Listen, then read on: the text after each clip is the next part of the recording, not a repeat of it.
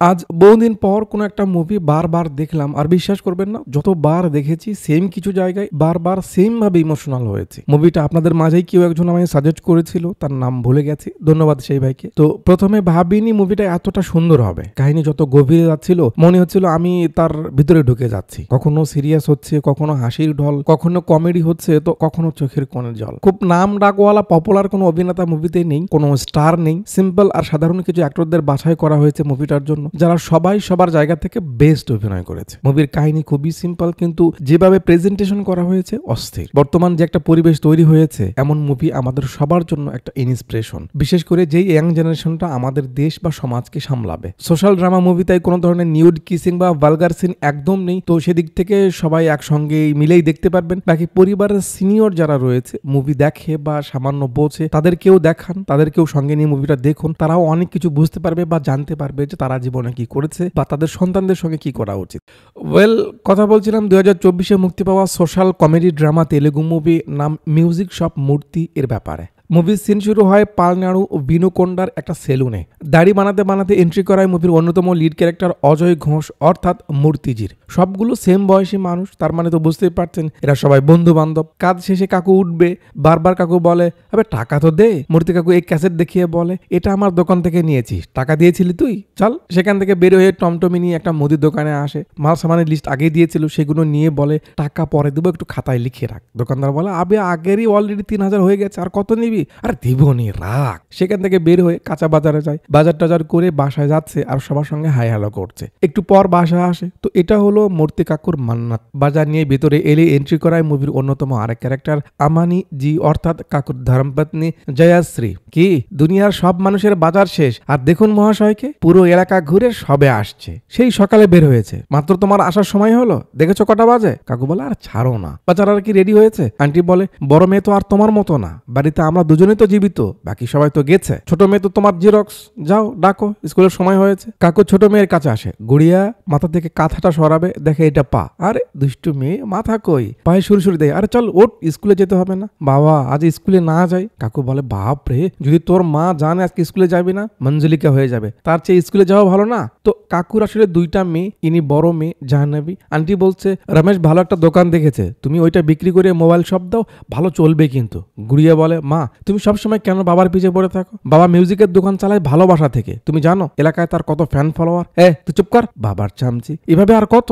জাহ্নবী এখন কলেজে পড়াশোনা করে, ওর ফিস দিতে হবে, নিজের খরচ, এসব কি ভাবতে হবে না? কাকু বলে আরে তুমি কেন টেনশন করছো, আমি তো আছি, দেখে নিবো, চিন্তা করো না। বাবার কথা শুনেই জাহ্নবী উঠে যায়। আন্টি বলে যতদিন না তুমি ওই মিউজিক শপ বন্ধ করছো, তোমার মেয়ে তোমার সঙ্গে কথা বলবে না। তার মানে বড় মেয়ে কাকুর সঙ্গে কথা বলে না বা তার সঙ্গে খুব একটা ভালো আন্ডারস্ট্যান্ডিং নেই। তো এই হলো কাকুর টানা পড়ার পরিবার। সিন ব্লার করে একটা দিদিকে দেখায় যে বিড়ি ধরাচ্ছে আর বলছে বাবা মা কেন বিয়ের পিছে পড়ে থাকে। এন্ট্রি হয় মুভির অন্যতম আরেক ক্যারেক্টার চাঁদনী চৌধুরী অর্থাৎ অঞ্জনার। তো এটা হলো রামা পরিবার। এক পাশে তার বাবা রামাকৃষ্ণ একজন ব্যাংক ম্যানেজার, আরেক পাশে তার মা। বাকি ছেলে আর যে লোকজন দেখছেন তারা তাকে দেখতে এসেছে, বিয়ের কথাবার্তা বলার জন্য এসেছে। কথাবার্তা হয়, ছেলেও তার পরিবারের অঞ্জনাকে পছন্দও হয়েছে, এই জন্য কোনো কিছু জিজ্ঞাসাও করার নেই। মেয়ে সুন্দর, সব ঠিকঠাক আছে, কিন্তু মেয়ের বলার আছে। চটাং চটাং করে যখন অঞ্জনা 2-4টা কথা বলে, ছেলের বাবা বলে তারা এমন মেয়ের সঙ্গে বিয়ে দিবে না, মানে তাদের এমন মেয়ে লাগবে যে অন্যায় হলেও গায়ের মতো তাদের কথা মানবে, চুপচাপ থাকবে, কিছু বলবে না। লোকজন অপমান হয়ে চলে গেল, তাই অঞ্জনার মা একটু তার উপর রেগে ডেগে যায়, কথা শোনায়। তখন তার কথায় আমরা বুঝতে পারি যে অঞ্জনা আসলে আমেরিকা থেকে পড়াশোনা করে সবাই দেশে ফিরেছে। তার বাবা মা তার বিয়ের জন্য উঠে পড়ে লেগেছে, কিন্তু তার কথা সে নিজের পায়ে দাঁড়াবে, জামাইয়ের উপর নির্ভর করে থাকতে চায় না। মানে বিয়ে করবে বাট একটু সময় নিয়ে বা দেখে শুনে তারপর। Good, very good. এখান থেকে সিন কাট করে মূর্তি মিউজিক শপে নিয়ে আসে। এন্ট্রি হয় মুভির অন্য আরেক ক্যারেক্টার আঞ্জির। একটু পর মূর্তি কাকুর দোকানে আসে। কিরে কাস্টমার রাগ করে গেল মনে হচ্ছে? আঞ্জি বলে আরে না না ওস্তাদ, সে তো ধন্যবাদ দিতে এসেছিল। আচ্ছা, তো এই হলো কাকুর দোকান। নতুন পুরাতন সব ধরনের গানের ক্যাসেট আর সিডির ডিস্ক তার কাছে পাওয়া যায়। বাই দ্য ওয়ে, এই কাহিনী কিন্তু 2010-এর দিকে, ঠিক আছে?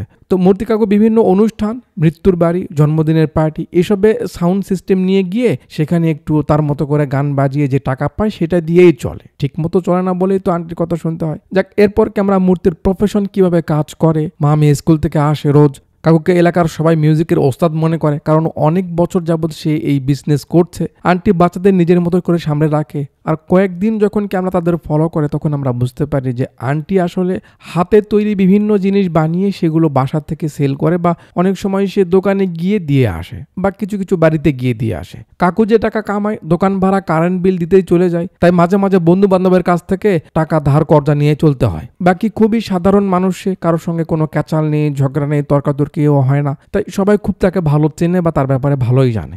এভাবেই কাকুর জীবন চলছে। মাঝে মাঝে অর্ডার এলে সেখানে গিয়ে গান বাজনা করে আসে, এটাই তার কাজ। 2টা মাস পার হয়ে যায়। কাকুর দোকানে বসেছিল, রমেশ কাকুর শালা আসে। আরে জিজা, মুডে আছেন মনে হচ্ছে, কি ব্যাপার তুই এই সকাল সকাল? তোর বোন পাঠিয়েছে না, কি হয়েছে বল? রমেশ বলে, হ্যাঁ জিজাজি, দিদি বলছিল দোকানটা বেচে ওই মোর একটা মোবাইল শপ নিবে, ভালোই চলবে, তো তুমি তার কথা শুনছো না কেন? এখানে তো তোমার রোজগার ভালো হচ্ছে না। কাকু বলে, দেখ রমেশ, তুই তো অন্তত বোঝার চেষ্টা কর, আমি কি টাকার জন্য এই দোকান চালাই? আর সেই আমল থেকে এই বিজনেসে লেগে আছি, এটা ছাড়া আমি আর অন্য কোনো কাজ করতে পারি না। তাহলে সেখানে এই বয়সে কি নতুন করে মোবাইলের কাজ শিখতে পারবো? আর যেই কাজ করি না কেন মন থেকে যদি সেটা না আসে তাহলে কি করে হবে বল? আমি এই কাজের মাঝে নতুন কিছু শিখে সংসার চালাবো, তুই এসব নিয়ে ভাবিস না, তোর বোনকে একটু বোঝাস। ক্যামেরা আঞ্জনার কাছে নিয়ে আসে। তো আঞ্জনা বাইরে থেকে আসলে মিউজিকের উপর ডিগ্রি নিয়েই দেশে ফিরেছে। তার ইচ্ছে সে অনেক বড় একটা ডিজে হবে, সেটার উপর সে কাজ করছে, মেহনত করছে, কিন্তু তার বাবার এসব পছন্দ না। আঞ্জনা ডিজেকে ক্যারিয়ার বানাতে চায়। তার বাবাও তাকে একসময় উৎসাহ দিয়েছিল গান শেখার জন্য, মিউজিকের জন্য, কিন্তু এখন তার এসব পছন্দ না। ওই থাকে না কিছু লোক, মানুষ কি বলবে, সমাজ কি বলবে, আত্মসম্মান, বংশমর্যাদা, এসব বেশি ভাবে। আর এসব ভেবে আঞ্জনার বাবারও এসব পছন্দ না। আঞ্জনা ডিজে কনসোল যন্ত্রটা সে ফেলে দেয়। আঞ্জনার খুব খারাপ লাগে, কারণ সে যন্ত্রটাকে নিজের শরীরের অংশ মনে করে, এত ভালোবাসা রয়েছে তার উপর। খুব মন খারাপ করে। তার বাবার কথা, তুমি যদি এটা নিয়ে পড়ে থাকো এইভাবেই তোমার একদিন ক্যারিয়ার ধসে যাবে।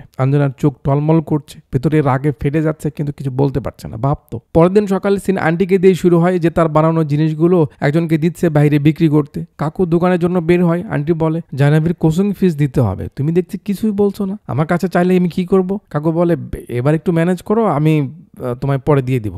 আন্টি কথা শোনায়, প্রত্যেকবার তো এটাই বলো, কিন্তু বারবার আমাকেই তো সামলাতে হয়, আর আমার কথা তো শুনবে না, কিন্তু টাকা নেওয়ার পরে ঠিকই নিবে। কাকুর মনটা খারাপ হয়ে যায়, কিন্তু কিছু তো করার নেই। দোকানে আসে। আঞ্জি বলে, ওস্তাদ আজকে বড় একটা অর্ডার এসেছে। কাকু বলে, আরে রাখ তো, এসব আর ভাল লাগছে না। আরে ওস্তাদ আগে শুনে তো নিন কি অর্ডার করেছে। কি হয়েছে বল? আঞ্জি বলে, চেয়ারম্যানের ছেলের জন্মদিনের পার্টি, সেখানে আমাদের ডেকেছে আজ সন্ধ্যায়। ভালো একটা ডাক এসেছে। সিন কাট করে রাতেই নিয়ে আসে চেয়ারম্যানের ছেলের অনুষ্ঠানে। ছেলে দেখে ডিজে আসেনি। কি ব্যাপার কাকা, ডিজে এখনো আসেনি কেন? গার্ড বলে, বেটা তুমি যে ডিজের কথা বলেছিলে আমরা তো তাকে বলেছি, কিন্তু সে অসুস্থতার কারণে আসতে পারছে না, সে না করে দিয়েছে। আমি অনেক চেষ্টা করেছি অন্য কাউকে আনার জন্য, কিন্তু পাইনি। ছেলে রেগে যায়, ডিজে ছাড়া পার্টি হবে কি করে? সে তার বন্ধুদের কি বলবে, এতগুলো লোকদের ইনভাইট করেছে।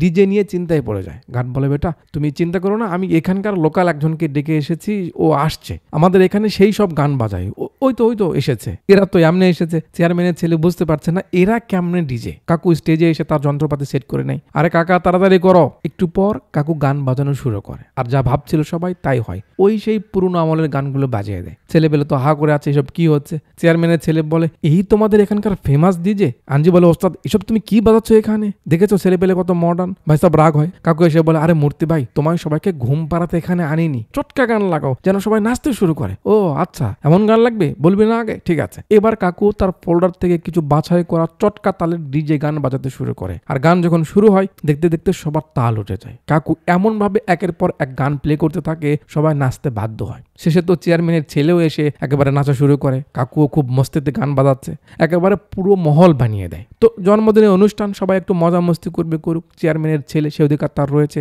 আমরা না হয় তার পরে যাই নাকি, জরিনা মা?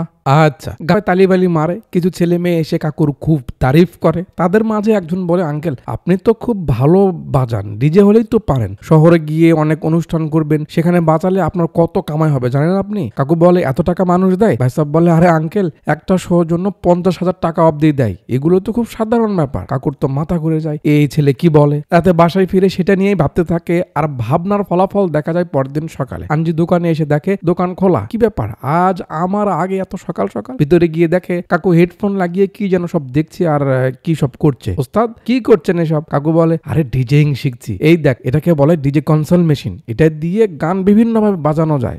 সুইট। আঞ্জি বলে ওখানে দেখাচ্ছে মেশিনে আর আপনি এখানে খাতায় আঁকিয়ে নিয়ে সেটা দিয়ে শিখছেন, আপনি তো পুরাই গেছেন। তো কাকু শিখুক। ওদিকে ক্যামেরা আঞ্জনাকে দেখায় যে তার ডিজে কনসোল মেশিনটা ঠিক করার জন্য মেকানিকদের কাছে ঘুরঘুর করছে, কিন্তু তারা এই ব্যাপারে কিছুই জানে না। বিকেলে কাকু বাসায় এলে আন্টি আবারও টাকার কথা বললে কাকু 1000 টাকা বের করে দেয়। এত অভাবের মাঝে 1000 টাকা ছিল খুবই কম, তাই আন্টি আবারও কথা শোনায়। সন্ধ্যা অব্দি আঞ্জনা কনসোল ঠিক করার মেকার খোঁজে কিন্তু পায় না। পরের দিন কাকু সেই ব্যাপারটাই তার বন্ধু নাপিতের সঙ্গে শেয়ার করছিল যে সে এসব শিখতে চায়, ডিজে হতে চায়। শুনেই তার বন্ধু মজা নেয়, কারণ এই বয়সে এইসব কে করে। দোকানে এসে কাকু ওইটা নিয়েই পড়ে থাকে। আঞ্জু বলে ওস্তাদ এটা নিয়ে পড়ে থাকলে হবে? কোনো অর্ডার নিতে হবে না?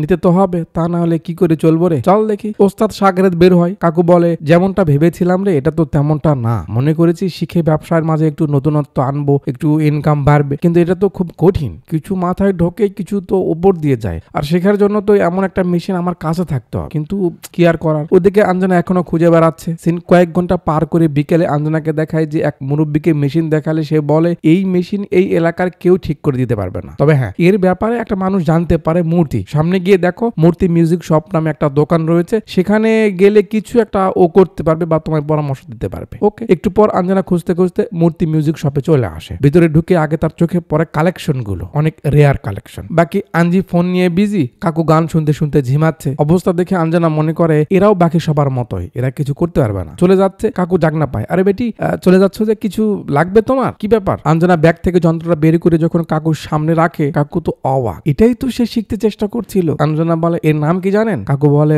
DJ console. আঞ্জনা ইমপ্রেস হয়, যা কেউ একজন তো অন্তত এর নামটা তো জানে। এটার সমস্যা হয়েছে, পড়ে গেছিল, তারপর আর অন হচ্ছে না, ঠিক করে দিতে পারবেন? মেকার তো আনজি, সে বলে না না না আমরা তো এটা প্রথম দেখছি। কাকু বলে হ্যাঁ সে পারবে, সমস্যা নেই। পারবেন?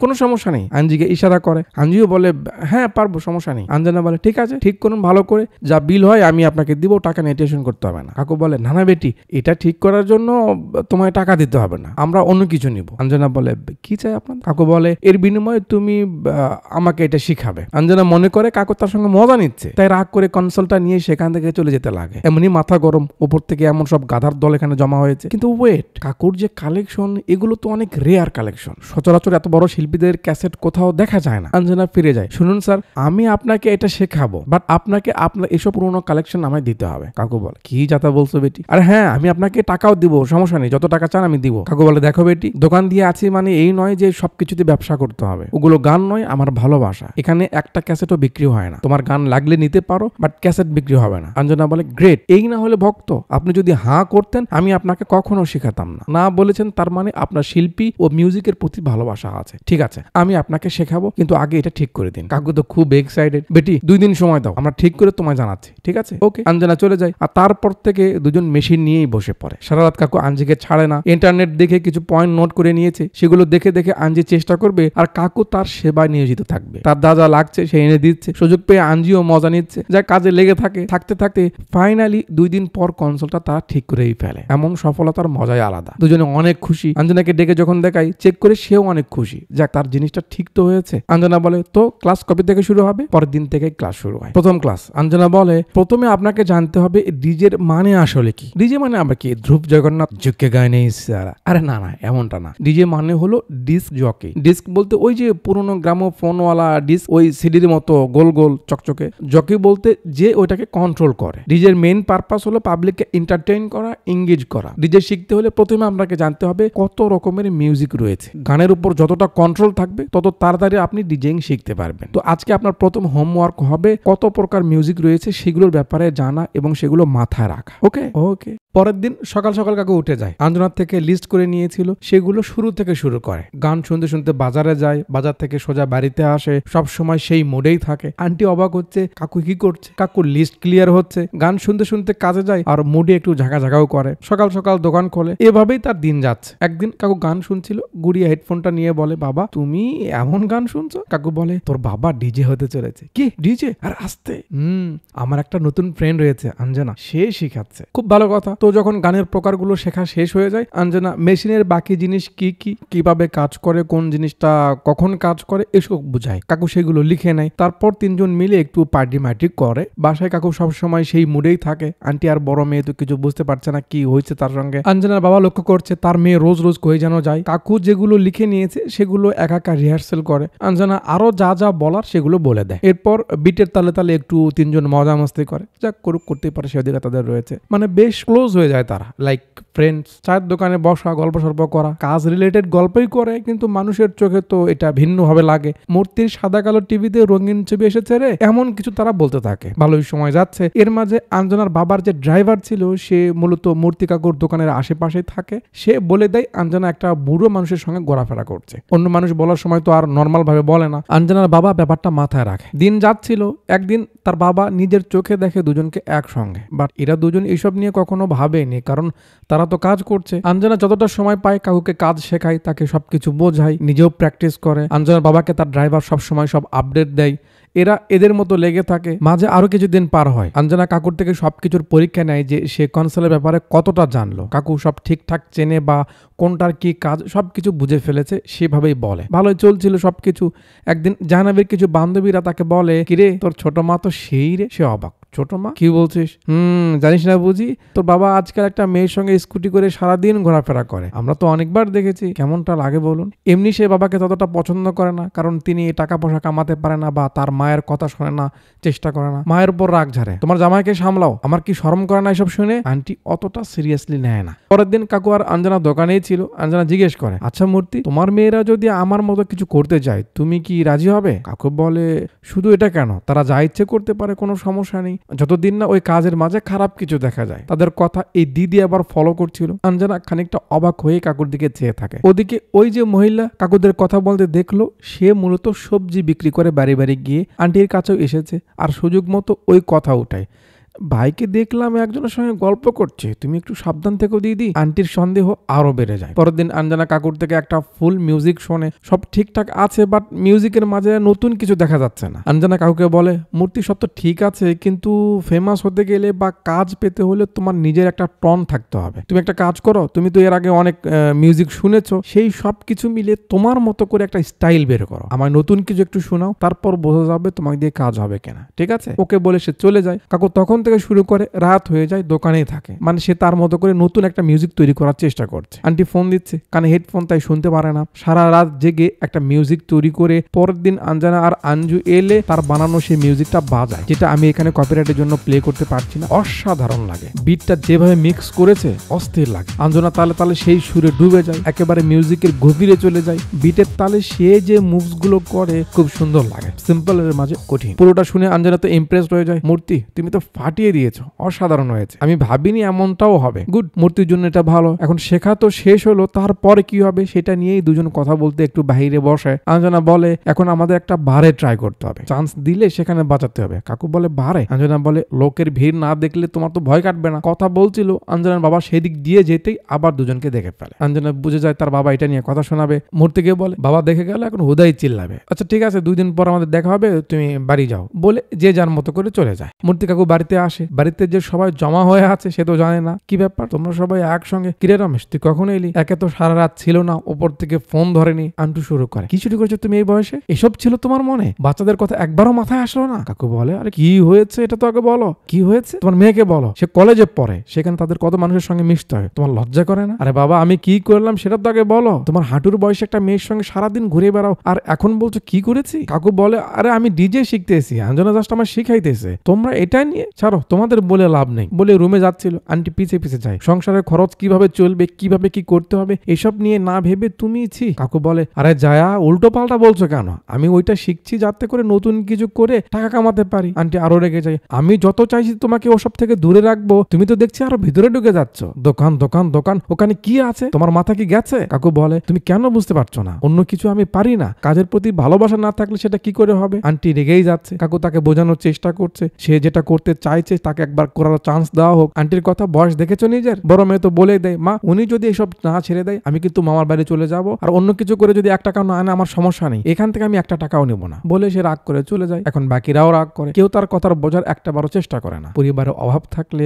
হয়তো সবার মাথায় কাজ করা বন্ধ করে দেয়। এবার আঞ্জনার পালা। বাড়ি ফিরতেই তার বাবা, দাঁড়াও ওখানে, ওই বুড়ো লোকটার সঙ্গে তোমার কি বলো তো, কি চলছে তোমাদের মাঝে? আঞ্জনা বলে, বাবা এটা কি ধরনের প্রশ্ন? হ্যাঁ এমন প্রশ্নই, আমি জিজ্ঞেস করছি, তুমি বলো কি চলছে। আঞ্জনা বলে, আমি কার সঙ্গে থাকছি কার সঙ্গে ঘুরছি এটা বাছাই করার অধিকার আমার আছে। আমি যদি খারাপ কিছু করি সেটা বলতে পারো, কিন্তু তোমাদের পছন্দ না বলে সেটা খারাপ এমনটা তো মানা যাবে না। কাকু বলে, তাই বলে তুমি একটা চিপ আর ফালতু লোকের সঙ্গে ঘুরে বেড়াবে? আঞ্জনা বলে, ইউনিভার্সিটিতে গিয়ে ডিগ্রি নিয়েছো তুমি, কিন্তু বাস্তবে তুমি আসলেই একটা আনএডুকেটেড। কাকু তো খুব রেগে যায়, কি আমাকে আনএডুকেটেড বল? আঞ্জনা বলে, আমি তার সঙ্গে ঘুরছি, না জানি কি করছি, এইসব ভেবে তুমি আমায় জাজ করছো। আর সে না কোনো কলেজে গেছে, না ইউনিভার্সিটিতে গেছে, না তার ডিগ্রি আছে। যখন আমি জিজ্ঞেস করলাম তার মেয়ে যদি আমার মতো কোনো কিছু করতে চায় তাহলে সে কি করবে, তিনি কি বলেছিল জানেন? বলেছে তারা যা ইচ্ছে তা করতে পারে যদি তাতে খারাপ কিছু না হয়। কতটা উন্নত চিন্তাধারার মানুষ তিনি। আফসোস সে যদি আমার বাবা হতো। বলে যেতে ধরে আবার ফিরে বলে, আর হ্যাঁ কি বললে, কি চলছে আমাদের মাঝে? ওস্তাদ আর স্টুডেন্টদের মাঝে যা চলে তাই চলছে বলে রুমে যায়। এর 2 দিন পর সিন কাকুর দোকানে শুরু হয়। আঞ্জনা আসে, মূর্তি চলো আজ না আমাদের বাড়ি যাওয়ার কথা। কাকু বলে, না বেটি যাওয়া হবে না। যাওয়া হবে না মানে আজকে কোনো প্রবলেম? কাকু বলে, শুধু আজ না আর কখনো যাওয়া হবে না। কি বলছো এসব? কি হয়েছে তোমার? নিজের উপর কি বিশ্বাস পাচ্ছ না? কাকু বলে, এমন না আঞ্জনা, যদি অপরকে বোঝাতে হয় তাহলে তাকে যা ইচ্ছে তা করে বোঝানো যায়, কিন্তু নিজের মানুষ যদি না বোঝে তাকে বোঝানো কঠিন হয়। আমার ইচ্ছে ছিল শেখার, শিখেছি, ব্যাস তুমি এসব নিয়ে আর ভেবো না। তোমার বাবার কথা শোনো, সে যা বলছে তাই করো, এর পিছে পড়ে থেকে লাইফ নষ্ট করো না। আঞ্জনা বলে, মূর্তি আমি মনে করেছি ডিজাইন তোমার কাছে একটা প্যাশন, তুমি এটাকে সিরিয়াসলি নিয়েছো। তুমি এটাকে সিরিয়াসলি না নিতে পারো আমাকে জ্ঞান দিতে এসো না। তুমি আমার সময় নষ্ট করেছো, এটা তোমার অপরাধ বলে রাগ করে এসে চলে যায়। এরপর একটা স্যাড মিউজিক চালু হয়ে দুজনে আর খারাপ সময়গুলো দেখায়। সবার জায়গা থেকে হয়তো ঠিক আছে। মূর্তি কাকু কখনো তার ভালো কথাটা ভাবছে, আবার কখনো তার বইয়ের শোনানো চটাং চটাং কথা নিয়ে ভাবছে, কি করবে বুঝতে পারছে না। সেম অবস্থা আঞ্জনারও, দুজনেই মন খারাপ করে সময় পার করছে। এভাবে 2 দিন পার হয়ে যায়। 3 দিন পর এক সন্ধ্যা রাতে আঞ্জনা দোকানে এসে মূর্তিকে সঙ্গে নিয়ে যায়। এটা আবার ড্রাইভার দেখে ফেলে। আঞ্জনা কাকুকে এখানে নিয়ে আসে, কি ব্যাপার তুমি পুঁতে গেলে কেন? মানছি তোমার প্যাশন না, অ্যাটলিস্ট টাকার জন্য তো তুমি এটা করতে পারো নাকি? কাকু বলে, আঞ্জনা তুমি যখন আমায় এটা শেখাচ্ছিলে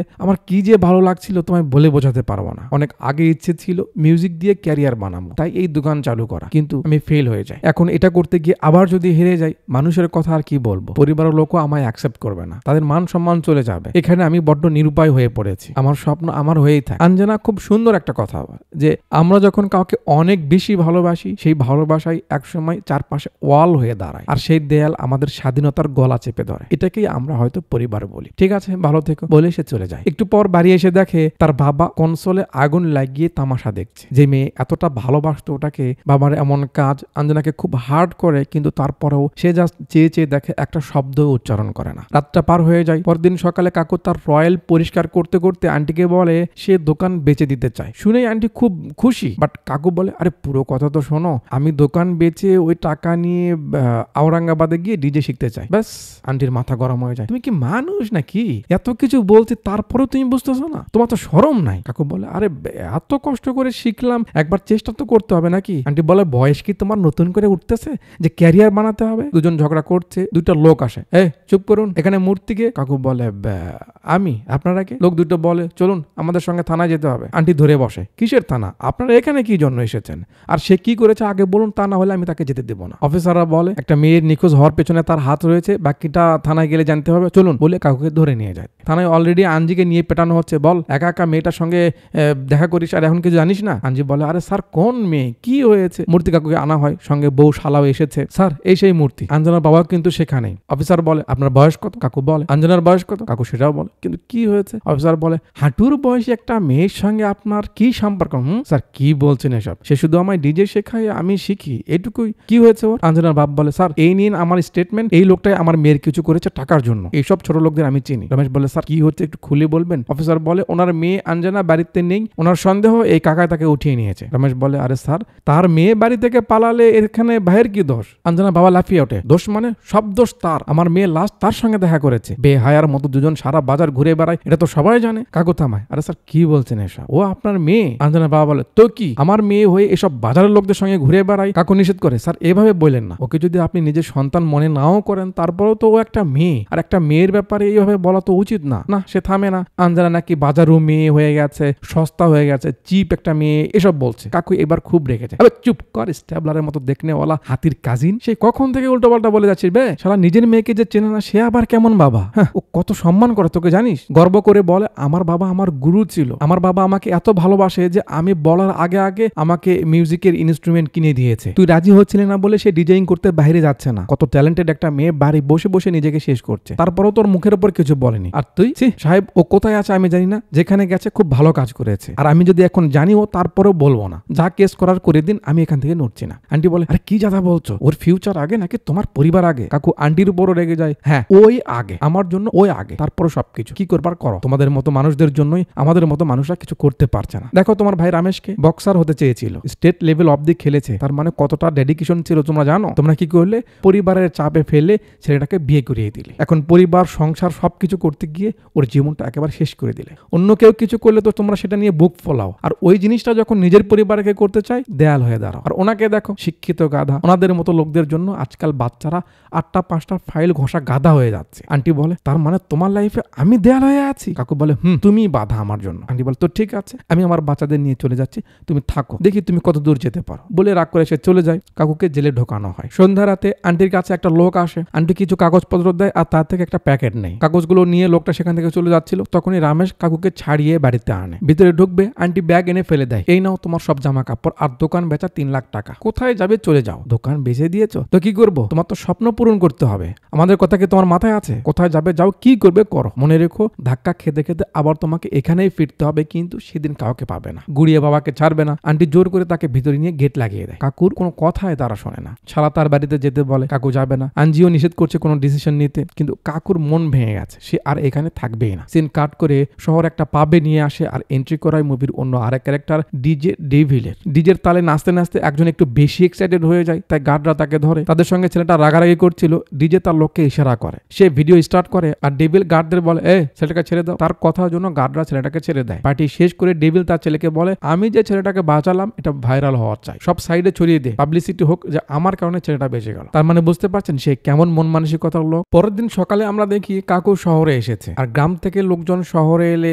যা হয় ভয়ে ভয়ে চলতে হয়। ঘুরতে ঘুরতে একটা ধর্মশালায় এসে একটু চেঞ্জ মেঞ্জ হয়ে তারপর বেরিয়ে পড়ে। আপনার লাইফে এমন সময় পার হয়েছে কিনা জানি না, যদি গ্রাম থেকে আপনি শহরে যান আর নির্ধারিত কোনো গন্তব্য না থাকে, কাছে টাকা না থাকে, পরিচিত লোক না থাকে, যাওয়ার জায়গা না থাকে, তাহলে সেই মানুষটাকে যে কিভাবে সার্ভাইভ করতে হয় তা শব্দে বলে বোঝানো যাবে না। শহরের কুকুর আর গ্রাম থেকে যাওয়া মানুষটার সেম অবস্থা হয়। কোথায় যাবে, কোথায় থাকবে, কোথায় ঘুরবে, কে খাবার দিবে তখন খাবে, এমন করেই চলতে হয়। মূর্তির সঙ্গেও সেটাই হচ্ছে। রাতে বিভিন্ন ক্লাবে যায় তার সিডি নিয়ে, বাট তাকে কেউ ঢুকতেই দেয় না। পরের দিন আবার একটা ক্লাবে যায়, সেখানেও ঢুকতে দেয় না। এভাবে এখানে সেখানে গিয়ে বারবার অপমানিত হয়ে ফিরতে হয়। যেখানে পায় সেখানেই রাত কাটায়। একদিন ফ্লাইওভারের নিচে ঘুমিয়েছিল, কেউ এসে তার ব্যাগ চুরি করতে চায়। তারপর আবার একটা ক্লাবে যায়, সেখানেও যখন ধাক্কা দিয়ে তাকে দাঁড়িয়ে দেওয়া হয়, ক্লাবের লোকদের সঙ্গে ধাক্কা লেগে যায়। আরে মুরব্বী মানুষ ভাই, সাবধানে। ওদিকে আন্টি তার বানানো জিনিস দিয়েই সংসার চালাচ্ছে। কাকু ঘুরছে আর রাতের বেলা বিভিন্ন ক্লাবে গিয়ে একটু চান্স নেওয়ার ট্রাই করছে, বাট কাজ হচ্ছে না। এভাবে ক্যামেরা তার সার্ভাইভ করা দেখায় যে কিভাবে তার দিনগুলো যাচ্ছে।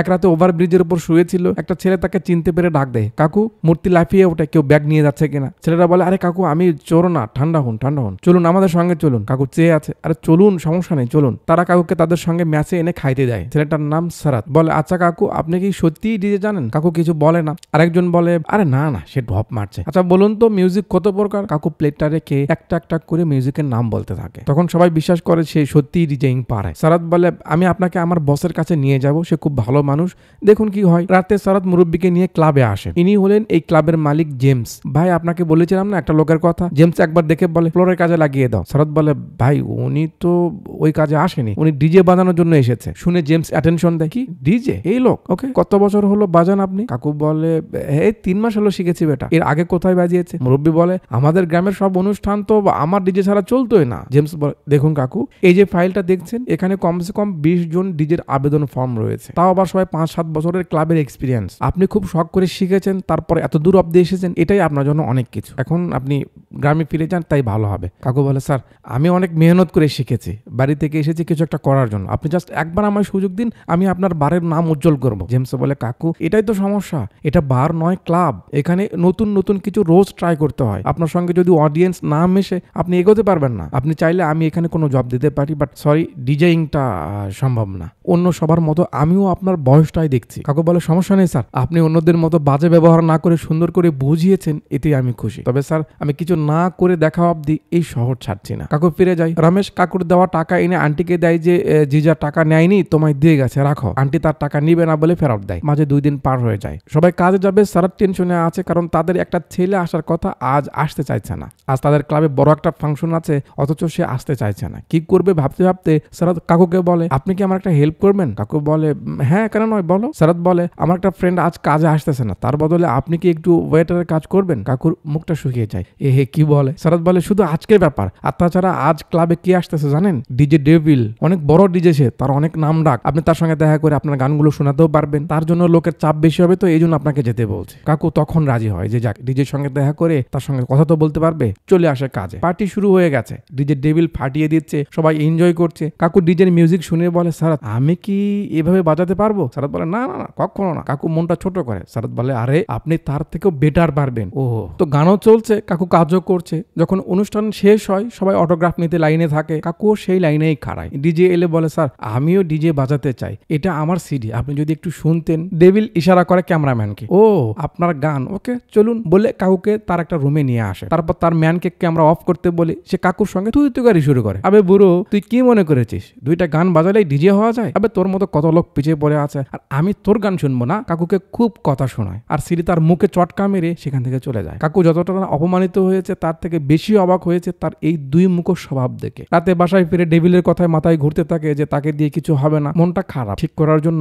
একটু লুকিয়ে লুকিয়ে গুড়িয়ার সঙ্গে কথা বলে, কিন্তু মায়ের ভয়ে সেও বেশিক্ষণ কথা বলতে পারে না। কাকু ভাবে সে আর এখানে থাকবে না, ফিরে যাবে। কাপড় চোপড় নিতে থাকে, তখন মনে করে আঞ্জনার কথা। সে আঞ্জনাকে বলেছিল যে আমার দ্বারা কি হবে বা কেউ কি চান্স দিবে? তখন সে বলেছিল যে যারা বড় বড় অভিনেতা হয়েছে, শিল্পী হয়েছে, তারা একেবারে হয়নি, অনেক ধাক্কা খেতে হয়েছে, অনেকের দ্বারে দ্বারে ঘুরতে হয়েছে, তারপর নাম কুড়িয়েছে। আঞ্জনার কথা মনে করে কাকু থাকার সিদ্ধান্ত নেয় যে লেগে থাকলে হয়তো কিছু হবে, কিন্তু এভাবে বসে বসে খেলে তো চলবে না। তাই জেমসের কাছে আসে। স্যার আরে মূর্তি কাকু আপনি এখনো চলে যাননি কেন, পড়ে আছেন বলুন তো, গ্রামে গেলেই তো পারেন। কাকু বলে স্যার আজ যাই বা 1 বছর পর যাই, কথা তো একই হলো। এখন গেলেও মানুষ কথা শোনাবে, 1 বছর পর গেলেও কথা শোনাবে, তার চেয়ে ভালো একটু কিছুদিন থেকে চেষ্টা করেই যাই।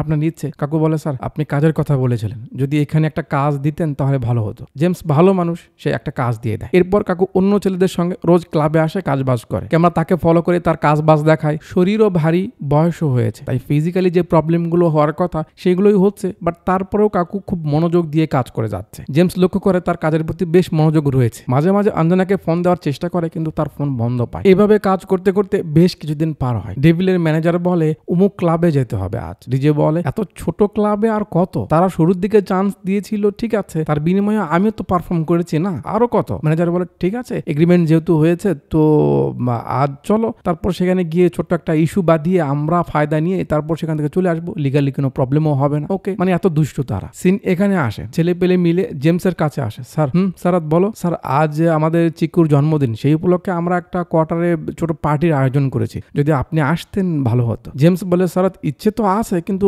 আমার তো একটু কাজ আছে, আজ হচ্ছে না, সরি। তোমরা কন্টিনিউ করো, ঠিক আছে? ওকে। সেখান থেকে ফিরে সবাই কোয়ার্টারে বসে যায়। অন্য ক্লাবের আরো যে ছেলে পেলে ছিল তাদের ফ্রেন্ড হয়, তারাও এসেছে, সবাই এনজয় করছে। কাকু সবাইকে খাবার দিচ্ছে। একজন বলে চিকু ভাই এখানে তো সবকিছু পারফেক্ট আছে, শুধু একটা ডিজে যদি বাজতো। সারাত বলে আরে আছে তো, এখানে তো ডিজেও আছে। কাকু বলে এখানে ডিজে আছে? কে বেটা? সারাত বলে আরে আপনি, কনসোল আনো রে। বাস মেশিন লাগানো হয় আর কাকুকে দেওয়া হয় বাজাতে। অনেকদিন পর কাকু বাজানোর সুযোগ পেল, তাই একটু এক্সাইটেড। আর যেহেতু এখানে সবাই পরিচিত তাই কাকুর আনইজিও লাগে না। বাস বাজানো শুরু করে। তারপর আস্তে আস্তে যখন বিট ওঠে ছেলে পেলে অবাক, সে তো অস্থির বাজাচ্ছে। আশপাশের ম্যাচ থেকে, লেডিস হোস্টেল থেকে সবাই যে যা ছাদে এসে দেখে কি হচ্ছে এখানে। তারপর কাকুর মিউজিকের তালে তালে সবাই নিজেকে হারিয়ে ফেলে। সেখানকার প্রত্যেকটা ব্যক্তি এনজয় করতে শুরু করে, কাকু এতটা সুন্দর বাজায়। এর সঙ্গে পার হয়ে যায় আরো কিছু সময়। ডেভিলের ম্যানেজার তাকে বলছে আজকেও ছোট একটা ক্লাবে যেতে হবে। ডেভিল তো ছোট ক্লাবে যেতে চায় না, কারণ সে এখন বড় হয়ে গেছে, আগের মতো আর নেই। ম্যানেজার বলে আরে শুধু হাজির হই চলো, তারপর তো আমরা আমাদের খেলা খেলে চলে আসবো নি, ঠিক আছে? ওকে। জেমস সব স্টাফদের ডেকে বলে আজ আমাদের জন্য বিশেষ একটা দিন। কারণ কি? কারণ ডিজে ডেভিল আজকে আমাদের ক্লাবে আসতেছে। কাকু তো ওকে চেনে, শুনেই একটু রিয়াকশন দেয়। ডেভিল ওদিকে আসছে। তার ক্যামেরাম্যান রাজ বলে ডেভিল ভাই আমার একটু লিভ দরকার, সামনের সপ্তাহে বোনের বিয়ে। ডেভিল রাজি হয় না, কাজ আছে। রাজ বলে সে অল্টারনেটিভ দিবে, তার যাওয়াটা জরুরি। ডেভিল বলে যাকে অল্টারনেটিভ দিবি তাকে তোর বোনের বিয়েতে পাঠা, ছুটি দেওয়া যাবে না। একটু পর চলে আসে জেমসের ক্লাবে। জেমস হাই হ্যালো করে, ডেভিল বাইরে প্রচুর ভিড়, আমি ওদের সামলাচ্ছি, তুমি রিল্যাক্স হও, যাও, একটু পর শুরু করি নাকি বলে ডিজে যেতে ধরে মূর্তিকে দেখে। আরে মূর্তি হ্যাঁ সঙ্গে নিয়ে যায়। জেমস শরৎকে ব্যাপারটা দেখতে বলে। ডেভিল মূর্তিকে এখানে এনে আবার কথা শোনাচ্ছে যে তোমাদের মতো লোকদের কাজ এটাই তোমরা যোগ্য। অনেকেই শহরে আসে ডিজে হওয়ার জন্য, না পেরে এইসবই করে, কিন্তু তাদের কাছে বয়স থাকে, তোর কাছে তো তাও নেই। শরৎ ড্রিঙ্ক এনেছিল, এই সব কিছু শুনছিল, তার আর সহ্য হয় না, কথা ধরে। তবে হিরো আলমের ডিজে ভার্সন, সে বয়স্ক হতে পারে, তোর থেকে বেটার মিউজিক জানে, তুই তো এই যুগে নালায়েক, তাই মিক্সিং করা তোর কাছে ইজি, কিন্তু সে তোর বাপেরও বড় বে, তারপরেও এই প্রফেশন বেছে নিয়েছে। তার মানে বুঝতে পারছিস তোর থেকে কতটা এক্সপিরিয়েন্স। একবার চান্স পেলে তোকে কেউ ক্লাবে ঢুকতেও দিবে না, দেখিস। ডেভিল রেগে যায়, আবে ওয়েটার হয়ে আমার সঙ্গে। দুজনের মাঝে হাতাহাতি শুরু হয়। রাত সেগুলো আবার রেকর্ড করে নেয়, একসময় কাজে লাগবে। একটু পর জেমস আসে, কি হচ্ছে এখানে? ডেভিল মার খেয়েছে, বলে যা আবার হয়েছে, শো ক্যান্সেল, আমি আর শো করছি না। ডেভিল কি বলছিস এসব? যা শুনেছো তাই, এগ্রিমেন্টে সাফ লেখা আছে, যদি এখানে আমার উপর হাত ওঠে আমি শো ক্যান্সেল করতে পারবো, আমার হাতে থাকবে, সো তুমি ভালোই সাইন করে দাও, আমরা চলে যাবো। জেমস বলে, বাইরে এতগুলো লোক অপেক্ষা করছে, তুমি চলে গেলে তো আমার লস হয়ে যাবে। ডেভিল বলে, সেটা তোমার ব্যাপার, আমি জানি না। জেমস সাইন করে দেয়, তারপর বলে, ডেভিল তুই হয়তো ভুলে গেছিস আমার ক্লাব থেকে তোর লাইফের শুরু হয়েছিল। আমি বেশ কয়েকদিন হলো শুনছি তুই গায়ে পড়ে ঝামেলা করে শো ক্যান্সেল করছিস। আজ চোখে দেখলাম, ভেবেছিলাম তোর পর মূর্তিকে চান্স দিব, কিন্তু না, আজকেই ওকে চান্স দিব। ডেভিল মজা নেয়, আচ্ছা তাই? তোমার কি মনে হয় বাইরে যে লোকগুলো দাঁড়িয়ে আছে সেগুলো তোমার ক্লাবে এসেছে? তারা আমার জন্য এখানে এসেছে, তোমার জন্য নয়। তাকে বাজাতে দাও, আমিও দেখি এখানে ডিজে শো হয় নাকি কমেডি শো হয়। কাকু তো রীতিমতো অবাক, তাকে নিয়ে কেন কথা হচ্ছে। জেমস বলে, শুনবে, তোর মতো হাজার হাজার ডিজে কে আমরা জন্ম দিই, স্টার আমরা বানাই, তুই জাস্ট দেখ এখানে কি হয়। বলে কাকুকে সাইডে আনে। কাকু বলে, স্যার কি যাতা বলছেন, এত লোকের মাঝে আমি হুট করে কিভাবে, তারা কি আমায় পছন্দ করবে? জেমস বলে, ক্লাবের মালিক যদি আপনার মিউজিক পছন্দ করে তাহলে তারা কেন করবে না? মূর্তি অবাক, আপনি? জেমস বলে, জি, আমি সেদিন কোয়ার্টারে গেছিলাম যখন আপনি বাজাচ্ছিলেন, আমি অবাক হয়ে যাই আপনার মিউজিক শুনে, কারণ আমি নিজেও একজন ডিজে ছিলাম, আর অনেক ভালো আর্টিস্ট, তাদের মাঝে যে একটা ইউনিকনেস আছে সেটা আপনার মাঝেও রয়েছে। আপনি আনন্দে ছিলেন, এই জন্য আমি সেদিন আপনার সামনে যাইনি। এই নিন। এসব কি? জেমস বলে, মানুষ আপনাকে বিচার করার আগে আপনার মিউজিক শুনুন, তারপর দেখবেন আপনার বয়স তারা ভুলে যাবে। চলুন আজ ফাটিয়ে দিব। বলে জেমস ডিজের স্টেজে এসে সবার অ্যাটেনশন নেয়। তারপর বলে, গাইস একটা স্যাড নিউজ, আজ ডিজে ডেভিল আসতে পারেনি, সবাই নো করছে। ডেভিল তো সেখানে আছে, সে খুব খুশি হচ্ছে যে সবাই তার ভক্ত, অন্য কেউ এখানে চান্স পাবে না। জেমস বলে, কিন্তু ডেভিলের বদলে আজ এখানে নতুন একজন ডিজে তোমাদের মিউজিক শোনাবে, প্রমিস করছি তোমরা দুনিয়া ভুলে যাবে। প্লিজ ওয়েলকাম ডিজে মূর্তি। সাইড থেকে বের হয়ে আসে মূর্তিকা। ওই একেবারে প্রফেশনাল লোক। কঠিন লাগছে না? দর্শক তো অ্যাকসেপ্ট করছে না, কারণ তার ব্যাপারে তারা জানে না। জেমস একটা চান্স দিতে বলে সে নিচে যায়। কাকুর ভিতরে শুকে গেছে। মনে পড়ে অঞ্জনার কথা, সে বলেছিল তোমার বয়সের নাম্বারকে ওইভাবে না দেখে এক্সপিরিয়েন্সের দিকে ভাবো, তাহলে সবকিছু মানতে সহজ হবে। কাকুর সাহস এসে যায়, শুরু করে। ডেভিড রাজকে নিচে গিয়ে শুট করতে বলে, আজ তো মজা হতে চলেছে, যা ভাইরাল করতে হবে না। কাকু শুরু করেছে, কিছু সময় যাচ্ছে কিন্তু তাল উঠছে না, সবাই তো হু করছে, চলবে না, ডাউন। জেমসও ভেবে বসে তার বুঝি মান সম্মানটা চলে গেল। কাকু তো সব ঠিকঠাক করে নিচ্ছে, কি হবে ভাবতে ধুম করে কাকু গানকে ট্র্যাকে নিয়ে আসে, আর জেমস বুঝে যায় হয়ে গেছে এবার। এরপর কাকু আস্তে আস্তে যে বিটটা উঠাই, চিল্লানো ছেড়ে সবাই নাচতে শুরু করে। তারপর যে ধীরে ধীরে মিউজিকটা লেভেলে ওঠে, আমরা লক্ষ্য করি ডেভিলও ঝিমাতে শুরু করে। কপিরাইটের জন্য এখানে প্লে করা যাচ্ছে না। তাছাড়া কাকু যে একটা মিউজিক উঠাই, একেবারে অস্থির লাগে, একেবারে জোশ এসে যায়, কি বলবো। সবাই তো নাচতে নাচতে পাগল হয়ে যাচ্ছে। ডেভিডও নিজেকে থামাতে পারছে না, কারণ সেও তো মিউজিশিয়ান, সে মিউজিকটা ফিল করতে পারছে যে কতটা বেটার হচ্ছে। এক সময় জেমস মজা নেয়, কি হলো বেটা, এবার তো তোর বিচি কাটা। জেমসের মজা নেওয়া দেখে ডিজে সেখান থেকে বের হয়ে যায়। একটু পর কাকু মিউজিক বন্ধ করে। পাবলিক তো অনস মোর চিল্লাচ্ছে। জেমস বলে, সমস্যা নেই, এমন আরো অস্থির সব মিউজিক তোমরা শুনতে পাবে, কারণ ডিজে মূর্তি এখন এই শহরেই থাকছে, বিভিন্ন ক্লাবে তোমরা তাকে শুনতে পাবে। এবার একটা জরুরি বিষয়, মূর্তি আপনার মাস্ক খুলে ফেলুন। স্যার কি বলছেন? আরে হ্যাঁ, খুলে ফেলুন, কোনো সমস্যা নেই। কাকু মাস্ক খুলে ফেলে, সবাই অবাক যে সে তো অনেক বয়স্ক লোক। জেমস বলে, জি একদম তাই, তার বয়স অনেক, বয়স অনুযায়ী সে হয়তো আনফিট, কিন্তু পারফরমেন্স তো তোমরা দেখলে কেমন, সে যে পরিশ্রম করে এখানে এসেছে, আমাদের সবার জন্য এটা ইন্সপিরেশন। সবাই খুশি হয়, তালি বালি মারে। কাকু জেমসকে শুকরিয়া জানায়, তার কারণে সে আজ নিজেকে প্রমাণ করতে পারলো। আর এই যে প্রমাণ করলো, এর একটা ফিডব্যাক কি হয় যে পরে একটা মিউজিক দিয়ে আমাদের দেখানো হয় যে কাকুর পরিবর্তন একেবারে শুরু হয়ে গেছে। ওই কি সোয়াগ, কি স্টাইল, কাকুর লুক একেবারে পাল্টে যায়। আর এর মাঝে কাকু নাচতেও শুরু করে। তার নাচানাচি আর খুশি দেখে আমার নিজেরই খুশি লাগছে। কাকু ফেমাস হয়ে যায়, এই শহরের সব ক্লাবে তাকে ডাকা হয়। দেখতে দেখতে মূর্তি একেবারে ভাইরাল হয়ে যায়, সব জায়গায় তার নাম ডাক ছড়িয়ে যায়। সেটা আবার গুড়িয়ে দেখতে পেয়ে তার মাকে বলে, দেখো মা, বাবার কেমন নাম ডাক ছড়েছে। আন্টির অভিমান এখনো যায়নি, সে দেখে না। সময় যেতে যেতে ডেভিডের শো কাকু পেয়ে যায়, আর ডেভিডকে শো থেকে বাতিল করে দেওয়া হয়, কারণ সব ক্লাবে তো এদের বন্ধুরাই রয়েছে, এরা মূর্তি মূর্তির শো অ্যারেঞ্জ করে দেয় যাতে কাকুর পপুলারিটি আরো বেড়ে যায়। তো এই পপুলারিটির সুবাদেই কলেজে একদিন মেয়েরা কাকুর ভিডিও দেখছিল, জানাবে আসে, আরে তোরা এত মনোযোগ দিয়ে কি দেখছিস? তার ফ্রেন্ডরা বলে, তুই দেখ তোর বাপ কি করছে, দেখ দেখ দেখ, সে তো সেলিব্রিটি হয়ে গেছে রে, তোর বাপ তো এখন অনেক বড় ডিজে হয়ে গেছে, এখন তো সেলফি তোলার জন্য তোর লাইন ধরতে হবে। জানাবে দিকে কিছু বলে না, চুপ থাকে। এর কিছুদিন পর রাজা লাইভে আসে। ডেভিলের জব সে ছেড়ে দিয়েছে, ডেভিল তাকে ছুটি দেয়নি। সেই ঝাল মিটাতে ডেভিল মূর্তির সঙ্গে যে ব্যবহার করেছিল, জেমসের সঙ্গে যে ঝামেলা করেছিল, ক্যামেরার পেছনে তার ব্যবহার যে অন্যরকম, এই সব কিছু সে এক্সপোজ করে দেয়। এইসব ডেভিলের ম্যানেজার আগে দেখতে পায়। তারপর ডেভিলকে দেখালে সে আর কি বলবে, শালা রাজ আমাদের ধোকা দিল, এই জন্যই মূর্তি এত মার্কেট পেয়েছে, ইডিয়েট। সিন আবার কয়েকদিন সামনে আসে ইন্সপায়ারিং স্টোরি নামের একটা টিভি শোতে। অ্যাঙ্কার বলছে, আমি আজ অব্দি যত মানুষের স্টোরি আপনাদের জানিয়েছি তার মাঝে এই স্টোরি বর্তমান যুগের বাচ্চাদের জন্য একটি ইন্সপায়ারিং, একটি শিক্ষণীয় ব্যাপার। ক্যামেরা টুকটুক করে টিভির বাইরে কে কে শোটা দেখছে তাদের একটু দেখায়। আনজি ফোনে দেখছে। কাকু বলছে, আজ আমাদের সঙ্গে আছে বর্তমানের সব থেকে আলোচিত ব্যক্তি, মিউজিক মূর্তি ওরফ ডিজে মূর্তি। ওয়েলকাম মূর্তিজি। ধন্যবাদ। আচ্ছা মূর্তিজি, আমরা যখন ডিজে কথাটা শুনি তখন মনে করি সেই ব্যক্তি আজব সব পোশাক পরে থাকবে, গলায় চেন, কানে বালি, একেবারে জাঁকজমক মাস্ত মাওলা টাইপের মানুষ হবে, কিন্তু আপনি তো একদম সিম্পল। কাকু বলে, জি ঠিকই বলেছেন, ডিজেরা তেমনই হয়, আমার বন্ধুরাও তাই বলছিল, কিন্তু আমার সিম্পল থাকতে ভালো লাগে তো এই জন্য। সেই নিউজ এরাও দেখছে। ডেভিল বলে, গ্রামের মানুষ তো সরলতাকে পিআর হিসেবে কাজে লাগাচ্ছে, শালা। হাতের কাজ সেরে ভিডিওটার দিকে ফোকাস দিন, আপনার মুড পরিবর্তন হতে চলেছে। কাকু জিজ্ঞেস করে, আচ্ছা সবার আগে আপনি ডিজে ডেভিলের ব্যাপারে বলুন। সে নাম্বার 1-এ ছিল, এখন আপনি তাকে পেছনে ফেলে দিয়ে তার জায়গায় এসেছেন। কাকু বলে, দেখুন আমি আসলে কাউকে পেছনে ফেলে আসিনি, আমি জাস্ট আমার স্বপ্নকে জয় করেছি। এখানে অন্যান্য আরও যারা আর্টিস্ট রয়েছে, ডিজে ডেভিল এদের সবার থেকে বেটার একজন আর্টিস্ট, মিউজিক তার ভিতরে রয়েছে। কাকু বলে, কিন্তু সে তো মানুষ হিসাবে 2 নাম্বার, আপনাকে কত অপমান করেছে, বাইরে একটা ভিতরে আরেকটা, তারপর আপনার তার উপর কোনো রাগ নেই। কাকু বলে, দেখুন মানুষ হিসেবে তো সামান্য ঈর্ষা থাকতেই পারে, এটা আমাদের স্বভাব, কিন্তু তাই বলে যে একজন ট্যালেন্টেড আর্টিস্টের আর্টকে সম্মান করব না বা স্বীকার করব না এমন তো কিছু না। ডেভিল ইমপ্রেসড হয়ে যায়, বুঝে যায় যে সে আসলেই ভুল করেছিল আর মূর্তি মানুষটা আসলেই সঠিক। কাকু জিজ্ঞেস করে, তো মূর্তিজি, গ্রামের এমন নিম্ন জায়গা থেকে আপনার এই ডিজের জগতে আসার মেন টার্গেট কি ছিল? কাকু বলে, এই জগতে পা রাখার আমার মেন কারণ ছিল টাকা ইনকাম করে সংসার চালানো। আন্টিও মনোযোগ দিয়েই শুনছে। কাকু বলে, সেটা কি পূরণ হয়েছে? মূর্তি বলে, হ্যাঁ পূরণ হয়েছে, এখন বেশ ভালো কামাচ্ছি, সেদিক থেকে ঠিক আছে, কিন্তু আমি ঠিক নেই। হ্যাঁ সব ঠিক হয়ে যাবে, চিন্তা করেন না। এবার আপনি বলুন যে এখন তো আপনি সবার জন্য ইন্সপিরেশন, অনেকেই আপনার থেকে শিখবে, আপনাকে দেখে জানবে, তো আপনার ইন্সপিরেশন কে ছিল বা কার জন্য আপনি এই রাস্তাতে আসতে পারলেন? প্রশ্ন শুনে কাকু একটু সাইলেন্ট হয়ে যায়, মনে হচ্ছিল সে গভীর কিছু ভাবছে। সব শান্ত। অ্যাঙ্কার ডাক দেয়, মূর্তিজি। ও হ্যাঁ হ্যাঁ বলুন, আপনার ইন্সপিরেশন কে ছিল? কাকু বলে, অঞ্জনা স্যার।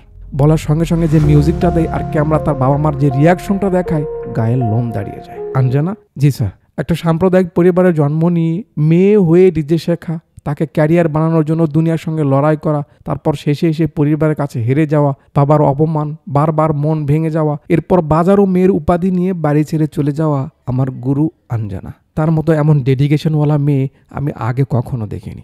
যদি তার পরিবার তাকে মেয়ে না ভেবে এটাকে প্রফেশন মনে করে একটু সাহস দিত, তার পাশে থাকতো, আজ সে দেশের নাম্বার 1 ডিজে হতো। কিন্তু জানেন স্যার, পাগলিটা সাপোর্ট না পেয়ে বাড়ি ছেড়ে চলে গেছে। না জানি কোথায় আছে, কি করছে, কেউ কিচ্ছু জানে না। অ্যাঙ্কারও ইমোশনাল হয়ে যাচ্ছিল। বা মূর্তিজি, আপনার সঙ্গের মানুষগুলো তো ইন্সপায়ারিং, চলুন সামনে যাই। আচ্ছা, এখন আপনি এমন বড় একটা পজিশনে আছেন, তো এর পেছনে আর কোন কোন মানুষের হাত ছিল? কাকু বলে, সবার আগে আমার সহকারী বলুন বা আমার ছেলে বলুন, আঞ্জি তো একেবারে কান্নাই করে দেয় তার কথা বলাতে। খুব ভালো ছেলে। এরপর সারাত, তার সব রুমমেট, এখন যারা আমার বন্ধু, এরা সবাই আমার অনেক হেল্প করেছে, অনেক। সবাই মন মানুষের কথাই অনেক ভালো। আর যার কথা না বললেই নয়, যে আমার ট্যালেন্টকে বুঝেছে, আমায় চান্স দিয়েছে, জেমস স্যার। তার মতো মানুষ আছে বলেই আমাদের মতো মানুষরা এখনো সোশ্যাল লাইফে আসতে পারছে। কাকু বলে, বাহ, আপনার কথা শুনে মনে হচ্ছে যে না, দুনিয়াতে এখনো ভালো মানুষ আছে। কাকু বলে, সেদিক থেকে আমি খুব লাকি যে আমার পিছে এতগুলো মানুষের হাত ছিল। উপস্থাপক বলে, আচ্ছা সবার ব্যাপারে তো বললেন, এবার একটু আমরা আপনার পরিবারের ব্যাপারে জানতে চাই। কাকু বলে, জি, আমিও সবাইকে আমার পরিবারের ব্যাপারে জানাতে চাই। এতক্ষণ যাদের ব্যাপারে বললাম, এরা সবাই আমার ডিজে হওয়ার পিছিয়ে ছিল, কিন্তু ডিজে লাইনে আসার আগে আমার আলাদা একটা জীবন ছিল। খুব ছোট গ্রাম তাও না, এরিয়াটা অনেক বড়। সেই গ্রামেই ছিল আমার একটা মিউজিক শপ। ইন্টারনেট আসার আগ অবধি খুব ভালো চলতো, আমি ভালো ব্যবসা করেছি, কিন্তু ইন্টারনেট আসার পর আমার বিজনেস প্রায় বন্ধ হয়ে যায়। এমন হয় যে আমি কোনো মাসে রেন্টও দিতে পারতাম না, তারপরেও আমার সংসার দিব্যি চলতো। বাড়িতে খাবার দাবার ছিল। কিভাবে জানেন? আমার বউ জয়াশ্রীর কারণে। অনেক কষ্ট করে আমার পরিবারকে সে সামলে রেখেছে। কাকুর গলা ভারী হয়ে আসছে। আন্টিও অবাক তার কথা তার মুখে শুনে। কাকু বলছে নিজের হাতের নামকিন, আচার, চাটনি এসব বানিয়ে রোদে পুড়ে বৃষ্টিতে ভিজে মানুষের দোকানে দোকানে বাড়ি অবধি গিয়ে সেগুলো বিক্রি করে সেই টাকা দিয়ে সংসার চালাতো বলে একেবারে হাউমাউ করে কান্না করে দেয়। কাঁদতে কাঁদতে বলে, এমনটা কে করে স্যার? পরিবারের জন্য এত কষ্ট কে করে? একজন মা আর একজন বউ ছাড়া। কতবার আমাকে বলেছে এসব ডিজে ফিজে ছাড়ো ছাড়ো ছাড়ো। আমি তার কথা একটুও শুনিনি। কিন্তু ছাড়তে বলতো কেন স্যার জানেন? যে মানুষগুলো আমাদের 100% ভালোবাসে তারা মাঝে মাঝে আমাদের থামিয়ে দেয়, কারণ আমাদের 1% হেরে যাওয়াও তারা সহ্য করতে পারবে না। তাই তাদের অতিরিক্ত ভালোবাসা তাদের আমাদের নিয়ে ভাবতে বাধ্য করায়। যে আপনাকে 100% ভালোবাসে তার রাগের মাঝেও ভালোবাসা থাকে, কষ্টের মাঝেও ভালোবাসা থাকে। যারা আমার পাশে ছিল তারা না থাকলে আমি হয়তো ডিজে হতে পারতাম না, কিন্তু যদি আমার জয়া যদি আমার পাশে না থাকতো এই মূর্তিই হতো না বলে কান্না করতে থাকে। আন্টিও আর নিজেকে ধরে রাখতে পারে না, সেও কান্না করে যাচ্ছে।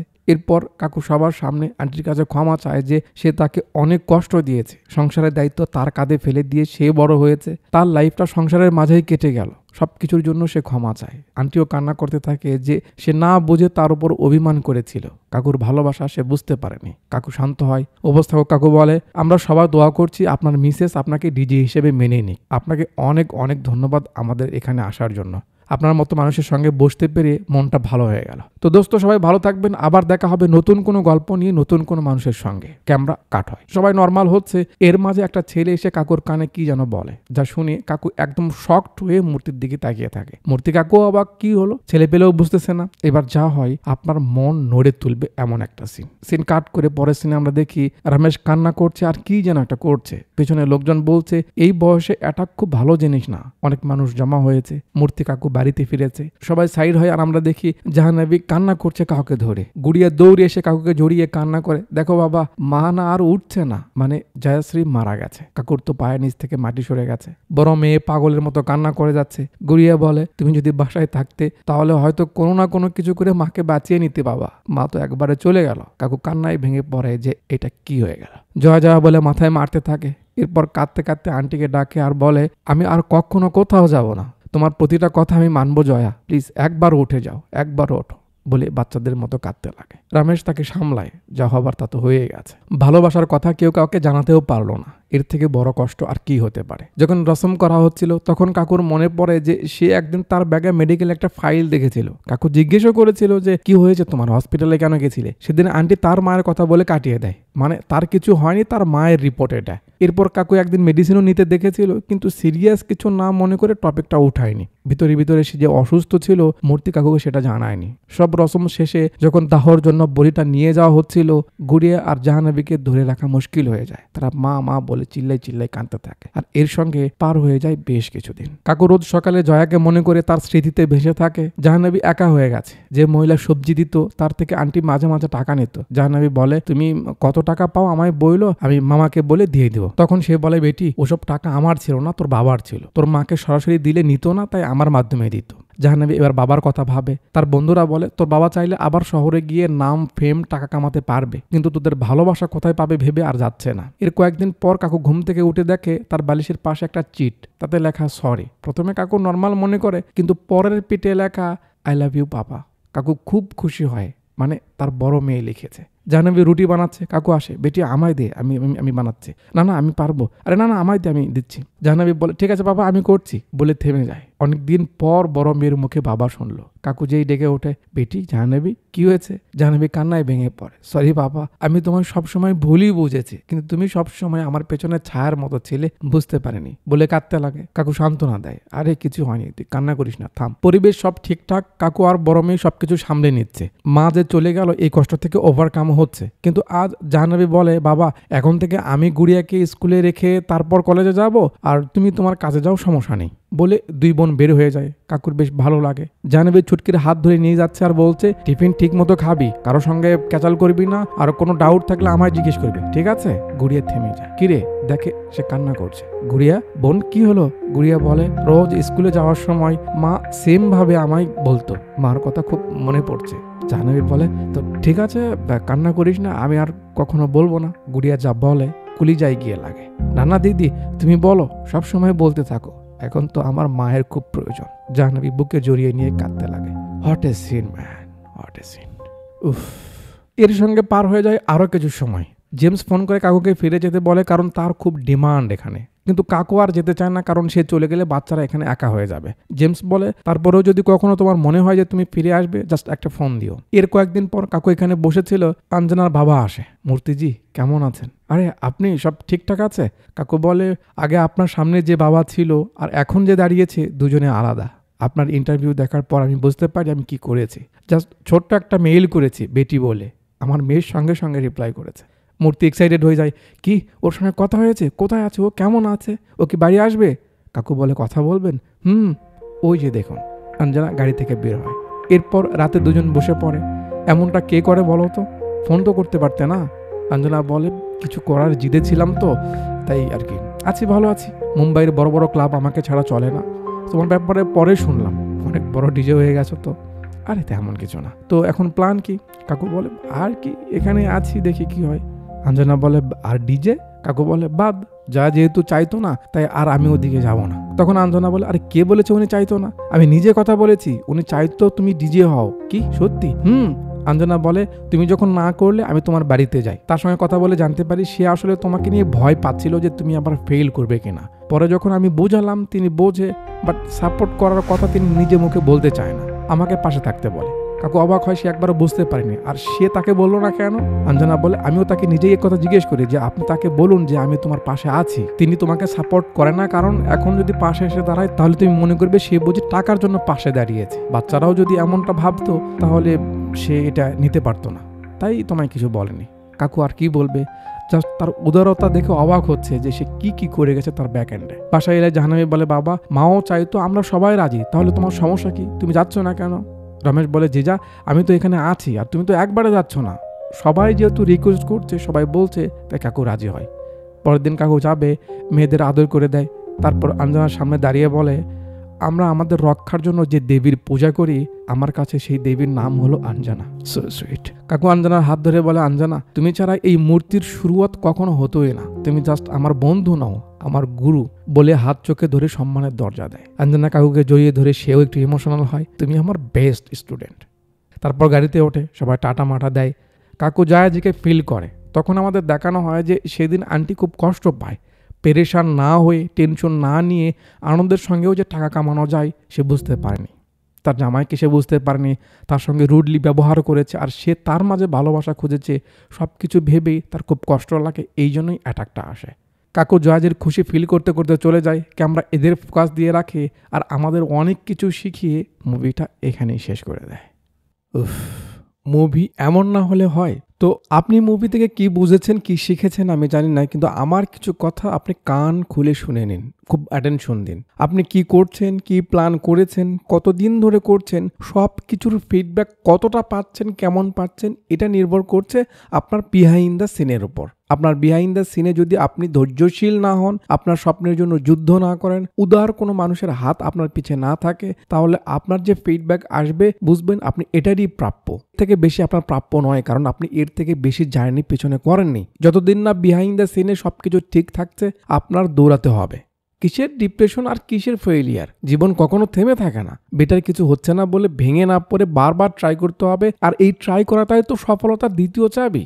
আরেকটা বাস্তবতার কথা হলো, চেষ্টা যতই করুন, প্ল্যান যতই করুন, পরিশ্রম যতই করুন, হাত ধরার মতো মানুষ না থাকলে আসলে লাইফে কিছু হয় না। যারা বড় হয়েছে তাদের বেলাতেও এমনটাই হয়েছে, আপনার বেলাতেও এমনটা হতে হবে। বাট উপরওয়ালার সিস্টেমটা এখানে খুব ভালো, সেদিক থেকে আমরা লাকি। খুব সাজালো গোজালো তার সিস্টেমটা, যে কেউ না কেউ আমাদের হাত ধরার জন্য অবশ্যই আসে। আপনার বেলাতেও আসবে, মাস্ট। সো চিন্তার কিছু নেই। ওকে, আপনার কাজ জাস্ট সময় মতো সঠিক কাজটা করা। আচ্ছা, তো এখন আমরা সবথেকে সঠিক কাজ হলো ভিডিওতে লাইক করা, কমেন্ট করা আর সাবস্ক্রাইব করা। যদি এখনো না করে থাকেন তাহলে দয়া করে দিবেন। ভিডিও ডিসক্রিপশন বক্সে আমার ফেসবুক আইডির লিংক রয়েছে, সেখানে গিয়ে আমায় একটু ফলো করতে পারেন।